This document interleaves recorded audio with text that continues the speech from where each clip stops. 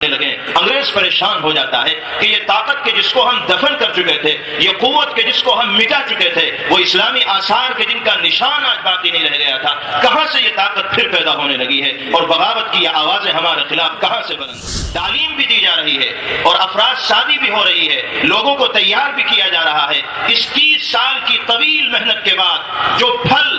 اکابر علماء کی قربانیوں کے نتیجے میں سامنے آتا ہے، وہ پھل یہ ہوتا ہے کہ جہاں جہاں مدارس سے تعلیم حاصل کرنے والے طلبہ پہنچتے ہیں، وہاں انگریزوں کے خلاف منافرت کے ایک نئے جذبات پیدا ہو جاتے ہیں۔ حضرت شیخ الہند علیہ الرحمہ نے اس انجمن کی داغ بیل ڈالی اور دارالعلوم دیوبند میں جمعیت الانصار کے بینر تلے ایک اجلاس کا انعقاد کیا گیا، جس کو عنوان دیا گیا اجلاس دستار بندی۔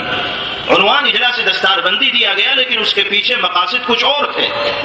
اگر ان مقاصد کو سامنے لایا جاتا تو اس اجلاس کا انعقاد یقینی طور پر مشکل ہوتا۔ آج ہم نے عمومی طور پر دینی خدمات کے دائرے کو محدود کر لیا ہے۔ ہم یہ سمجھتے ہیں کہ مسجدوں کے اندر نمازیں پڑھنا صرف اسی کا نام عبادت ہے، مدارس کے اندر درس و تدریس کا مشغلہ اختیار کر لینا صرف اسی کا نام عبادت ہے، دین کے کسی کام پر نکل جانا صرف اسی کا نام عبادت ہے۔ میرے بھائیوں، یقیناً یہ چیزیں عبادت میں شامل ہیں، لیکن عبادت کا دائرہ بہت وسیع ہے۔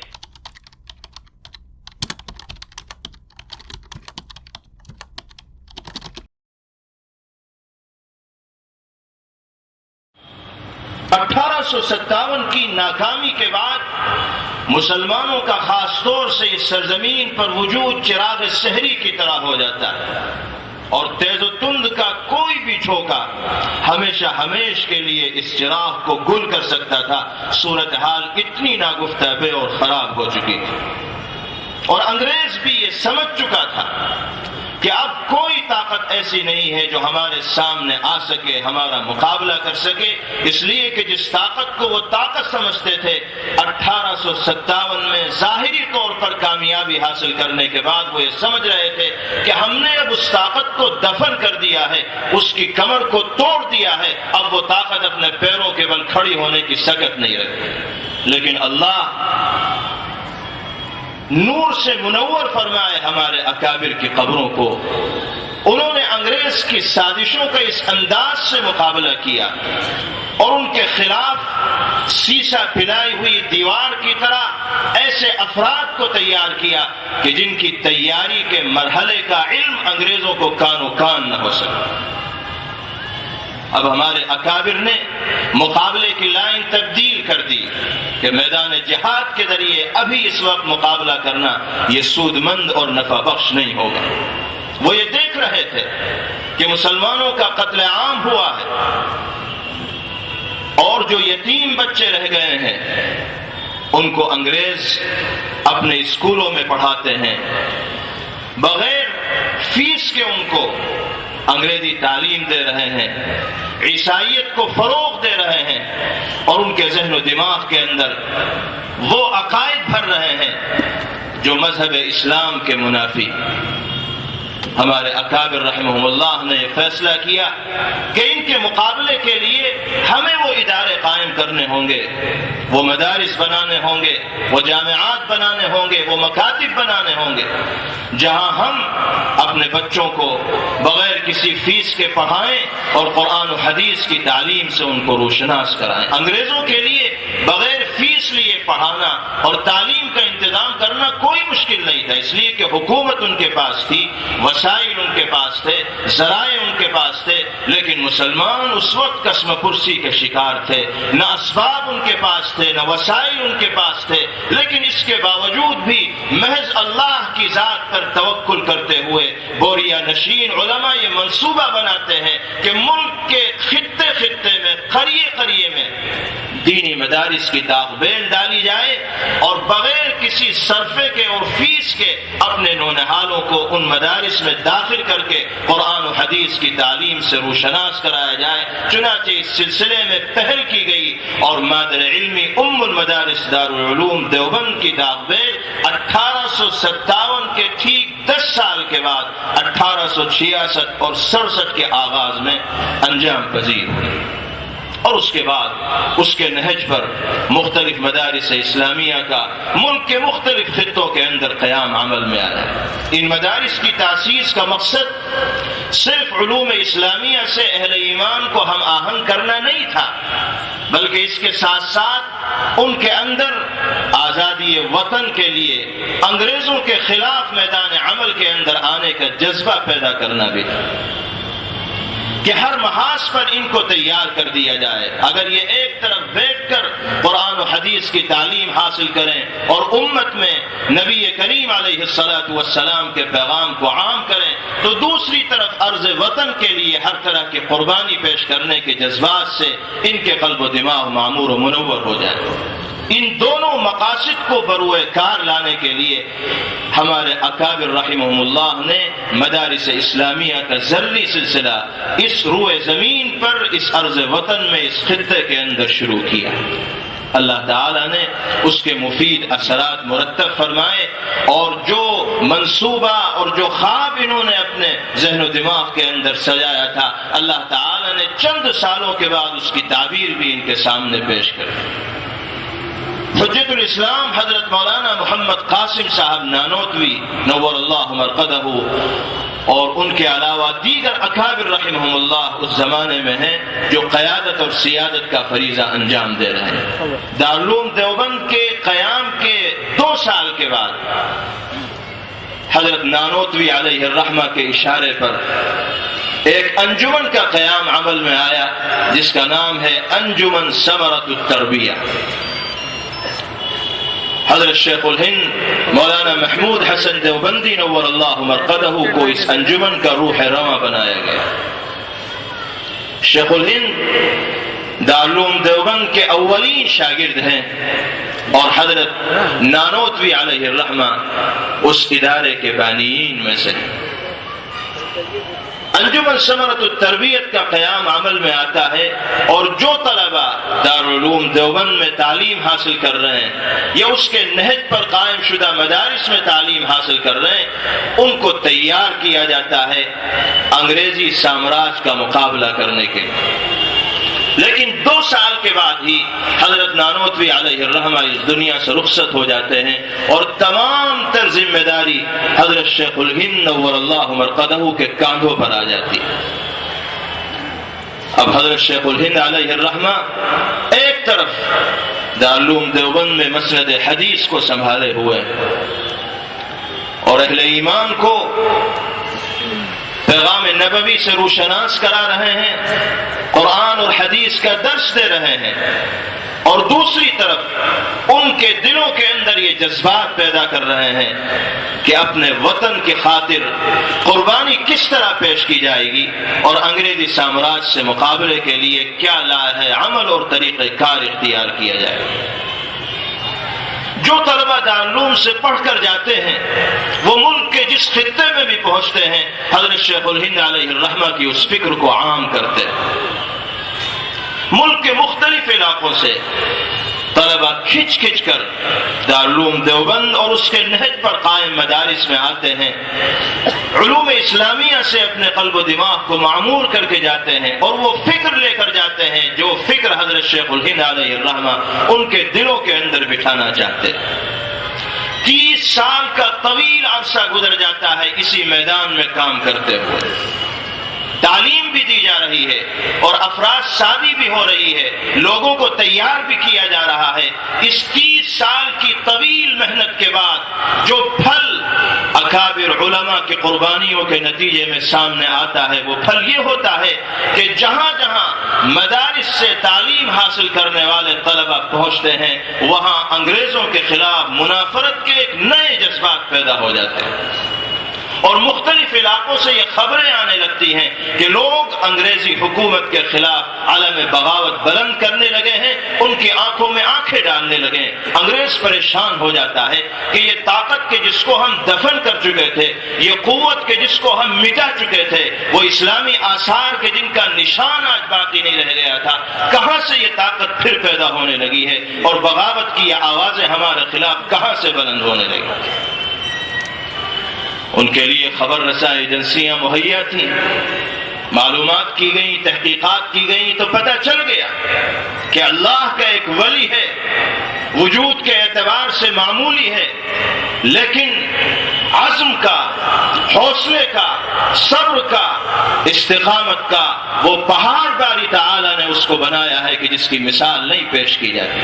30 سال کی طویل محنت کے بعد حضرت شیخ الہند علیہ الرحمہ اور آپ کے تلامذہ نے اس ملک کے اندر پھر ایک ایسے طبقے کو پیدا کر دیا جو 30 سال پہلے علماء کرام کی قربانیوں کی یاد تازہ کرنے والا ہے۔ 30 سال کے بعد ایک اور انجمن کا قیام کیا گیا جس کا نام ہے جمعیت الانصار۔ حضرت شیخ الہند علیہ الرحمہ نے اس انجمن کی داغ بیل ڈالی اور دارالعلوم دیوبند میں جمعیت الانصار کے بینر تلے ایک اجلاس کا انعقاد کیا گیا جس کو عنوان دیا گیا اجلاس دستار بندی۔ عنوان اجلاس دستار بندی دیا گیا، لیکن اس کے پیچھے مقاصد کچھ اور تھے۔ اگر ان مقاصد کو سامنے لایا جاتا تو اس اجلاس کا انعقاد یقینی طور پر مشکل ہوتا۔ اجلاس کا نام دیا گیا دستار بندی، اور جمعیت الانصار کے بینر تلے حضرت شیخ الہند علیہ الرحمہ نے اپنے ان تمام تلامذہ کو جو ملک کے مختلف خطوں کے اندر دین کی خدمت انجام دے رہے تھے اور انگریزوں کے خلاف میدان عمل کے اندر ڈٹے ہوئے تھے، دیوبند کی تاریخی سرزمین پر دارالعلوم میں اکٹھا فرمائے۔ اور آپ تاریخ کو پڑھیے گا، تقریباً 30,000 مندوبین ہیں جو اس زمانے میں جمعیت الانصار کے بینر تلے اس اجلاس دستار بندی کے اندر جمع ہوئے ہیں۔ مؤرخ لکھتا ہے کہ 1857 کے بعد اس ملک میں مسلمانوں کا یہ سب سے بڑا اجتماع تھا جو دیوبند کی سرزمین پر منعقد ہوا ہے، ورنہ 1857 کے بعد حوصلے جواب دے چکے تھے، ہمتیں پست ہو چکی تھیں، اور اجتماعی طور پر مسلمان انگریز کے خلاف آنے کی ہمت بھی نہیں رکھتا تھا۔ اللہ نے ان اکابر کی محنتوں اور قربانیوں کے نتیجے میں پھر حوصلوں کو بڑھایا، ہمتوں کو بلند کیا، اور یہ صورتحال انگریز نے اپنی آنکھوں سے دیکھی کہ 30,000 کا بڑا مجمع دیوبند کی سرزمین میں اکٹھا ہے۔ دستار بھی ان کے سروں پر باندھی گئی، لیکن اس اجلاس میں حضرت شیخ الہند نور اللہ مرقدہ نے اپنے نظام کو مرتب فرمایا، اور کام جو منتشر تھا، پھیلا ہوا تھا، اس کا ایک نظام بنا دیا گیا، اور جمعیت الانصار کی ذمہ داری حضرت نے اپنے خصوصی تربیت یافتہ مولانا عبید اللہ سندھی نور اللہ مرقدہ کو عطا فرمایا۔ حضرت مولانا عبید اللہ سندھی نور اللہ مرقدہ بڑے فہیم اور سمجھدار آدمی تھے۔ اللہ نے سیاسی سوجھ بوجھ بھی ان کو ایسی عطا فرمائی تھی کہ بڑے بڑے سورماؤں کا پتا ان کے سامنے پانی ہو جاتا ہے۔ کسی کے تصور تک وہ منصوبہ نہیں پہنچ پاتا تھا جس کو حضرت سندھی علیہ الرحمہ پائے تکمیل تک پہنچا دیتے تھے۔ جمعیت الانصار کی باغ ڈور حضرت شیخ الہند نور اللہ مرقدہ نے انہی کے ہاتھ میں دی، لیکن انگریز کو یہ معلوم ہو گیا کہ اس جمعیت کے بینر تلے ہمارے خلاف بغاوت کے جذبات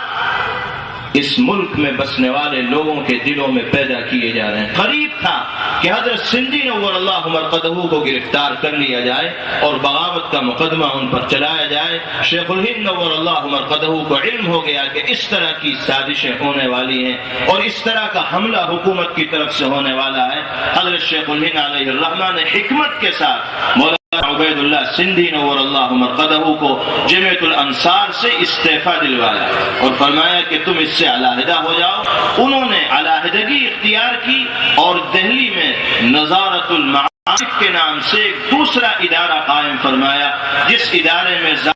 طور پر تو دین کی خدمات انجام دی جاتی تھی تحریری اور تقریری طور پر، لیکن اندرون خانہ وہاں بھی یہی مقاصد کار فرماتے کہ انگریزی سامراج کے خلاف منافرت کے جذبات لوگوں کے دلوں کے اندر پیدا کیا جائے اور میدان عمل کے اندر ان کو لایا جائے۔ بڑے نظم کے ساتھ، بڑی ترتیب کے ساتھ حضرت شیخ الہند نور اللہ مرقدہ اپنے تلامذہ اور اپنے فیض یافتہ افراد کے ذریعے انگریز کے خلاف ماحول بنا رہے تھے اور ایسا ماحول تیار کر چکے تھے، ایسا نظام بنا چکے تھے کہ اس نظام کو اگر اللہ عملی جامہ پہنا دیتا تو آج اس ملک کا نقشہ ہی کچھ اور ہوتا۔ عارضی طور پر سرحدی قبائل میں حضرت نے ایک حکومت بھی متعین فرما دی تھی جس کے صدر راجہ مہندر پرتاپ کو بنا دیا گیا تھا، اور مختلف عہدیداران بھی متعین کر دیے گئے تھے کہ جیسے ہی موقع ملے گا انگریز کے ہاتھ سے زمام اقتدار اور باغ ڈور اقتدار کی لے لی جائے گی، اور یہ عارضی حکومت اس باغ ڈور کو سنبھالے گی اور نظام حکومت کو یہ چلائے گی۔ تاریخ طویل ہے اور وقت مختصر ہے۔ حضرت شیخ الہند علیہ الرحمہ کا یہ خواب شرمندہ تعبیر نہیں ہو پاتا، اور اس تحریک کا راز اس وقت فاش ہو جاتا ہے جب یہ کامیابی کی دہلیز پر تقریباً قدم رکھ چکی ہوتی۔ قسمت کی خوبی دیکھیے، ٹوٹی کہاں کمن، دو چار ہاتھ جب کے لب بام رہ گئے۔ قریب تھا کہ میدان یہ حضرات مار لیتے اور اپنے منصوبے کو عملی جامہ پہنا دیتے، لیکن تدبیر پر ہمیشہ تقدیر غالب آتی ہے۔ اللہ کو کچھ اور منظور تھا۔ ایسے لوگوں کے ہاتھ میں یہ خطوط پہنچے جو انگریز کے کاسا لیس تھے، انہوں نے راز کو افشا کر دیا، اور اس کے نتیجے میں جو حضرات اس تحریک سے جڑے ہوئے تھے ان کے اوپر انگریزی مظالم کا سلسلہ شروع ہو گیا۔ حضرت شیخ الہند علیہ الرحمہ مکہ مکرمہ تشریف لے گئے تھے، حجاز مقدس گئے ہوئے تھے، اسی سلسلے کی تیاریوں میں لگے ہوئے تھے، وہیں ان کو گرفتار کر لیا گیا اور مالٹا کے صعوبت خانے کی طرف، جیل خانے کی طرف ان حضرات کو بھیج دیا گیا۔ آج کا یہ پروگرام شیخ الہند علیہ الرحمہ کی اسی تحریک اور اسی مشن کو یاد کرنے کے سلسلے میں منعقد ہوا ہے، جس کو تحریک شیخ الہند اور تحریک ریشمی رومال کے نام سے جانا جاتا ہے۔ یہ جو پورا نظام کار ہے اور محنتوں اور خدمات کی جو ایک تاریخ ہے، اس کو نام دیا گیا ہے تحریک شیخ الہند اور تحریک ریشمی رومال کا۔ ریشمی رومال نام اس لیے دیا گیا کہ جو پیغامات ایک علاقے سے دوسرے علاقے کے لوگوں کو پہنچائے جاتے تھے تو رومال کے اوپر ریشم کے ذریعے ان پیغامات کو سی دیا جاتا تھا جو ایک جگہ سے دوسری جگہ منتقل ہوتے تھے۔ اور بعض جگہ پیغامات کی انتقالی کا یہ بھی ذریعہ تھا کہ بعض گلدستہ بنانے والے تھے، پھول بنانے والے تھے، وہ سبھی قائد سے آتے تھے، پھولوں کو گلدستہ لے کر آتے تھے، دوسرے علاقوں میں وہ پھول بیچتے تھے۔ اصل میں تو وہ پھول بیچ رہے تھے، لیکن حقیقت میں ان پھولوں کے اندر، ان کاغذوں کے اندر پیغامات لکھے ہوتے تھے جس میں ایک طرف سے دوسری طرف ہدایات منتقل کی جاتی تھی۔ ایک عجیب نظام تھا جو ہمارے اکابر رحمہم اللہ نے مرتب فرمایا۔ اگر وہ نظام پائے تکمیل کو پہنچ جاتا اور وہ مشن کامیابی سے ہمکنار ہو جاتا تو آج ملک کا نقشہ ہی بدلا ہوا۔ حضرت شیخ الہند علیہ الرحمہ کو اللہ نے جو ذہن عطا فرمایا تھا، جو دور رس نگاہ عطا فرمائی تھی، سوچنے اور سمجھنے کا جو معیار ان کو عطا فرمایا تھا، اس کا تصور نہیں کیا جا سکتا ہے۔ انگریز کے خلاف منافرت کے وہ جذبات ان کے دلوں کے اندر تھے کہ جس کو انہوں نے اپنی تلامذہ میں اور اپنے شاگردوں میں منتقل کیا، اور اسی درجے کے جذبات ان کے تلامذہ اور شاگردوں کے اندر بھی پائے جاتے ہیں۔ انگریز گورنر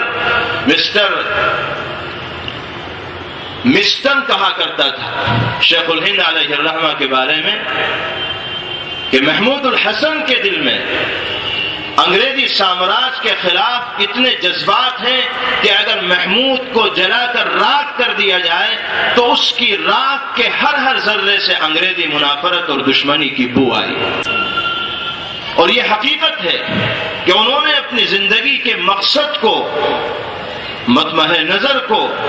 مشن اور تحریک کے طور پر یہ بنا لیا تھا کہ اس ملک کو انگریزی سامراج سے آزاد کرانا ہے، اور ایسے شاگرد اور تلامذہ وہ چھوڑ کر گئے جنہوں نے حضرت شیخ الہند علیہ الرحمہ کے اس خواب کو شرمندہ تعبیر کیا، اور ان کی قربانیوں کے نتیجے میں اس ملک کے اندر آزادی کا سورج طلوع ہوا۔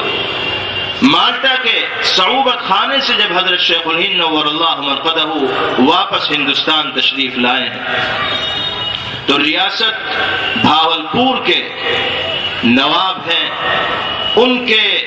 ہم نشین تھے جن کا نام تھا سر رحیم بخش۔ حضرت گنگوہی علیہ الرحمہ کے عقیدت مندوں میں سر رحیم بخش کا نام آتا ہے۔ حضرت شیخ الہند علیہ الرحمہ اپنے ساتھیوں کے ہمراہ جب مالٹا کی قید سے واپس آئے تو سر رحیم بخش شیخ الہند علیہ الرحمہ کے پاس گئے نواب بھاولپور کا پیغام لے کر۔ ابھی حضرت جہاز سے نہیں اترے تھے، جہاز ہی کے اندر تھے۔ سر رحیم بخش نے شیخ الہند نور اللہ مرقدہ سے جا کر یہ کہا کہ حضرت آپ نے انگریزوں سے مقابلہ کیا، ان کے خلاف آپ اور آپ کی قوم اور آپ کے ماننے والے میدان عمل کے اندر آئے، لیکن کامیابی آپ کے ہاتھ نہ آئی۔ انگریز کی حکومت آج بھی باقی ہے اور اسی طرح وہ سلطنت اور حکومت کر رہا ہے۔ اب ہماری رائے یہ ہے کہ آپ درس حدیث کے مشغلے میں منہمک ہو جائیں، اور جس خانقاہ میں آپ کے اکابر نے آپ کو بٹھایا ہے، جو ذمہ داری آپ کو دی ہے، حضرت امداد اللہ مہاجر مکی علیہ الرحمہ اور حضرت گنگوہی علیہ الرحمہ کے توسط سے اس امانت کو آپ لوگوں تک منتقل کریں۔ مسند حدیث سونی پڑی ہے، آپ اس کو آباد کریں۔ خانقاہ خاموش ہے، آپ اس کے اندر حرکت پیدا کریں، ہم یہ چاہتے ہیں۔ مورخ لکھتا ہے کہ شیخ الہند نور اللہ مرقدہ کے سامنے جب سر رحیم بخش نے یہ بات کہی تو شیخ الہند علیہ الرحمہ کے چہرے سے غصے کے آثار نمایاں ہونے لگے۔ لیٹے ہوئے تھے، کمزور ہو گئے تھے، لاغر ہو گئے تھے، اور مالٹا کی سخت سردی کو جھیل کر آئے تھے، اور زیادہ دنوں تک اس کے بعد دنیا میں بقید حیات بھی نہ رہے، اٹھ کر بیٹھ گئے اور سر رحیم بخش کو مخاطب کر کے کہا کہ میاں رحیم بخش، کان کھول کر سن لو، توجہ کے ساتھ سن لو۔ محمود حسن اپنے دل کے اندر یہ جذبہ رکھتا ہے کہ جس ملک میں اور جس سرزمین میں انگریز حکومت کر رہا ہو، وہاں جینا تو دور کی بات ہے، محمود مر کے دفن ہونا بھی گوارا نہیں کرتا ہے۔ تم یہ کہتے ہو کہ میں اپنے مشن کو چھوڑ دوں، اکابر نے جو امانت میرے سپرد کی ہے اس سے ہاتھ کھڑے کر دوں، یہ نہیں ہو سکتا۔ میں اس امانت کو ادا کرتا رہوں گا جب تک جان میں جان رہے گی۔ میں اپنے اس جسم کو لے کر لوگوں کے درمیان جاؤں گا، اور جیسے پہلے اعلان کرتا تھا آج بھی اعلان کروں گا کہ انگریزوں کی غلامی حرام ہے، انگریزوں کی غلامی حرام ہے، ان کے خلاف میدان عمل کے اندر آنا ضروری ہے۔ اگر میرے گھٹنوں نے جواب دے دیا، میرے پیروں نے چلنا چھوڑ دیا، تو میں اپنے شاگردوں سے کہوں گا کہ میرے جسم کو کسی پلنگ کے اوپر رکھو اور اپنے کاندھوں پر اس پلنگ کو سوار کرو، ملک کی گلی گلی کے اندر گھوم جاؤ۔ میں اسی حال میں یہ اعلان کروں گا کہ انگریز کی غلامی حرام ہے، ان کے خلاف میدان عمل کے اندر آنا ضروری ہے۔ یہ جذبہ اللہ نے اپنے اس بندے کو عطا فرمایا تھا، حب وطن کا یہ جذبہ، عرض وطن کے سلسلے میں قربانی دینے کے جذبات تاریخ کے اندر آپ ڈھونڈتے رہیں گے، ملنا مشکل۔ اور اس کے ساتھ ساتھ ایمانی صلابت، پختگی اور خوف خدا کا یہ عالم تھا کہ اس کا بھی تصور نہیں کیا جا سکتا۔ ایک آخری واقعہ بیان کر کے میں اپنی بات ختم کر لیتا ہوں۔ مالٹا کا صعوبت خانہ ہے، قید با مشقت کی زندگی گزر رہی ہے۔ اس طرح کی خبریں آتی ہیں کہ ان تمام لوگوں کو پھانسی کے پھندے پر چڑھا دیا جائے۔ یہ خبریں جب سننے کو ملتی ہیں تو جو حضرات اس قید خانے میں بند ہیں، فطری طور پر ان کو کچھ تشویش ہوتی ہے۔ حضرت شیخ الہند علیہ الرحمہ بھی خاموشی اختیار فرما لیتے ہیں، اور رنج اور غم کے آثار ان کے چہرے سے جھلکنے لگتے ہیں۔ ساتھ میں جو تلامذہ ہیں، حضرت شیخ الاسلام مولانا سید حسین احمد مدنی نور اللہ مرقدہ، مولانا وحید احمد صاحب نور اللہ مرقدہ، مولانا عزیر گل صاحب نور اللہ مرقدہ، یہ لوگ دیکھتے ہیں کہ شیخ پریشان رہتے ہیں، مغموم رہتے ہیں، بے چین رہتے ہیں، کیا وجہ ہے؟ ایک مرتبہ بڑی ہمت کر کے شیخ سے گفتگو کرتے ہیں اور کہتے ہیں کہ حضرت جب سے یہ خبر سننے کو ملی ہے آپ خاموش خاموش سے رہنے لگے، غم اور رنج کے آثار آپ کے چہرے سے جھلکنے لگے ہیں۔ اللہ نے تو ہمیں دنیا میں اپنے دین کی خدمت کے لیے بھیجا ہے، جب تک مقدر میں ہوگا خدمت کریں گے، اور جب دنیا سے جانا ہوگا اللہ کی طرف سے بلاوا ہوگا چلے جائیں گے۔ پریشانی کی کیا ضرورت ہے؟ تسلی دینا چاہتے ہیں شیخ الہند نور اللہ مرقدہ حضرت شیخ الہند علیہ الرحمہ جو جواب دے رہے ہیں۔ تصور کیجئے کس حال میں اللہ کا وہ بندہ جواب دیتا ہے اور کیا جواب دیتا ہے۔ شیخ الہند نور اللہ مرقدہ وہ فرماتے ہیں کہ حسین احمد، میں موت سے نہیں گھبرا رہا ہوں، پھانسی کے پھندے کو چومنے کا خوف اور ڈر مجھے نہیں ہے، دار و رسن کو گلے لگانا تو میرا شیوا ہے، جیلوں کو آباد کرتا رہا ہوں اور کرتا رہوں گا۔ مجھے جو خوف ستا رہا ہے، جو ڈر کھائے جا رہا ہے، اور جس کے آثار تم میرے چہرے سے دیکھ رہے ہو، وہ یہ ہے کہ میرا خالق و مالک، میرا پیدا کرنے والا، میرا اللہ بڑا مستغنی اور بے نیاز ہے۔ کبھی ایسا بھی ہوتا ہے کہ وہ اپنے بندے کی جان لے لیتا ہے لیکن اس کی قربانی کو قبول نہیں کرتا۔ میرے قسمت میں بھی اگر پھانسی کے پھندے کو چومنا لکھا ہوگا تو پھانسی کے پھندے کو چوم لوں گا اور اسی حال میں دنیا سے چلا جاؤں گا، لیکن ڈر اس بات کا ہے کہ نہ جانے میری یہ قربانی بارگاہ الہی میں قابل قبول ہو پائے گی یا نہیں ہو پائے گی۔ آپ تصور کیجئے کہ کیا صورتحال ہوگی اللہ کے اس بندے کے سامنے، کیسی محنتیں ہوں گی اور کس دل کے ساتھ ان حضرات نے یہ خدمات عرض وطن کے لیے پیش کی ہوں گی کہ اس عالم میں بھی، اس حال میں بھی وہ اللہ رب العزت والجلال کے سامنے جواب دہی سے لرز رہے ہیں، کاپ رہے ہیں۔ اللہ تعالی ہمارے ان اکابر رحمہم اللہ کی قبروں کو نور سے منور فرمائے،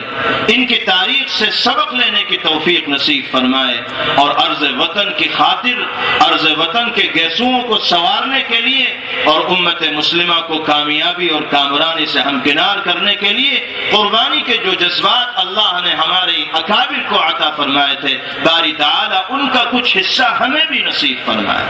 آج ہم نے عمومی طور پر دینی خدمات کے دائرے کو محدود کر لیا ہے۔ ہم یہ سمجھتے ہیں کہ مسجدوں کے اندر نمازیں پڑھنا صرف اسی کا نام عبادت ہے، مدارس کے اندر درس و تدریس کا مشغلہ اختیار کر لینا صرف اسی کا نام عبادت ہے، دین کے کسی کام پر نکل جانا صرف اسی کا نام عبادت ہے۔ میرے بھائیوں، یقیناً یہ چیزیں عبادت میں شامل ہیں، لیکن عبادت کا دائرہ بہت وسیع ہے۔ آپ دکھی انسانیت کے دکھ اور درد کے اندر اگر شریک ہو رہے ہیں، کسی پریشان حال کی پریشانی کو دور کرنے کا جذبہ آپ کے دل کے اندر ہے، امت مسلمہ کو مسائل کے نکالنے کے لیے آپ میدان عمل کے اندر آ رہے ہیں، تو اللہ کی نگاہ میں آپ کا یہ عمل بھی دینی خدمات کے دائرے کے اندر آئے۔ جمعیت علماء کے پلیٹ فارم سے جو تعمیری پروگرام ہوتے ہیں اور امت مسلمہ کے جو مسائل درپیش ہیں ان سے نکلنے کے جو حل ان کے سامنے پیش کیے جاتے ہیں، یہ محض کوئی سیاسی چیز نہیں ہے، بلکہ ایک دینی خدمت کے جذبے کے تحت یہ کام انجام